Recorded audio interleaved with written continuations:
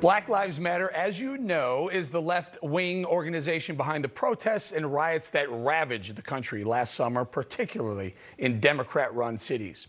Our next guest recently wrote an op-ed in the Carolinian newspaper titled Black Lives and Accountability Matters, focusing on those who have lost faith in BLM. Paris Dennard, GOP national spokesperson and director of Black Media Affairs, joins us now. Paris, welcome. So, you say that people are starting to question the effectiveness, impact, and purpose of BLM and its leaders. Why is that? Well, thank you for having me on the show. I think when you look at the recent information that's been coming out about BLM, first of all, we saw that they raised over $90 million from corporate America and donations.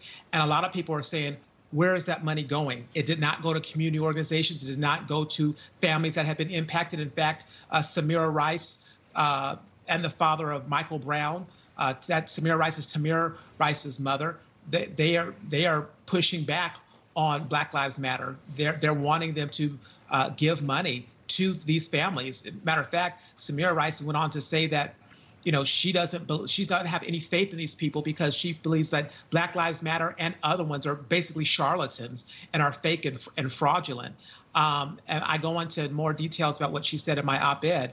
But then you look at the fact that you have the former founder, one of the founders, Patrisse Cullors, actually resigned after it came out that she received or bought at least 3 homes, millions of dollars. And now she's leaving the organization conveniently because she has some entertainment deal. She has a TV deal. She's just making all this money because of her notoriety and fame being with the organization. So, Paris, does Black Lives Matter make Black lives better? If you look at the sentiments of a lot of people, you look at what this organization did, especially with the rioting. When you had looting and violence, the death of David Dorn, it was his 1-year anniversary yesterday. This is not an organization that is actually doing things to impact, empower, and uplift the Black community. This organization has a lot of problems. There's lack of transparency. People are losing faith in what they're doing because they look to be just like any other organization in this quote-unquote civil rights organizations that are not doing what they're supposed to do to empower and uplift, especially those communities where we saw them just burn to the ground. What is the relevance? What are they doing with this money? What is their real impact? They've been around for years, and yet the media has been pushing them up, and corporate America, in their attempt to be woke, has now been pushing them up, and then we have Democrats supporting them. Paris, Rashad Turner, founder of Black Lives Matter chapter in St. Paul, Minnesota, relevant there, right? Rashad originally founded the chapter in 2015, but became disillusioned with the organization roughly a year later. Take a listen to his reasoning for leaving.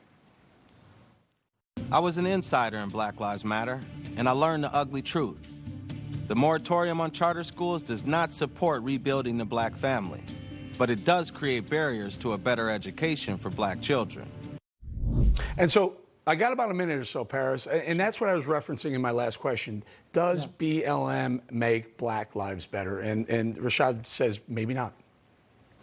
Look, if Black Lives Matter organization was standing up for school choice, that'd be a different story. If Black Lives Matter organization was supporting opportunity zones, that'd be a different story. If Black Lives Matter organization was doing things like supporting criminal justice reform and lowering taxes and things like that, that would be a different story. But that's not what we heard. Their own background document said that they supported the destruction of the Black nuclear family. That's not a good thing. We need to have families together. So ultimately, I would tell you that Black Lives Matter organization is not doing what they need to do to empower the Black community. And these Democrats standing with them are doing a disservice as well to the Black community. It's a problem, and it needs to change. Very, very quickly, despite hitting the 1-year mark since the death of George Floyd, Minneapolis, Minnesota appears to be experiencing a surge in violent crime. Yes. In fact, according to the Minneapolis Police Department to date, there have been 1,978 violent crimes in 2021. That's a 13.6% increase from last year. Very, very quickly, Paris, just keep it tight. Your thoughts on the spike in crime? The spike in crime directly results in a defunding of the police. We cannot defund the police. We must be refunding the police. Amen. And you've seen a lot of cities do just that because of the spike in crime. Amen. Paris Dennard, RNC National Spokesperson, thank you again for joining us. Thank you, Aaron.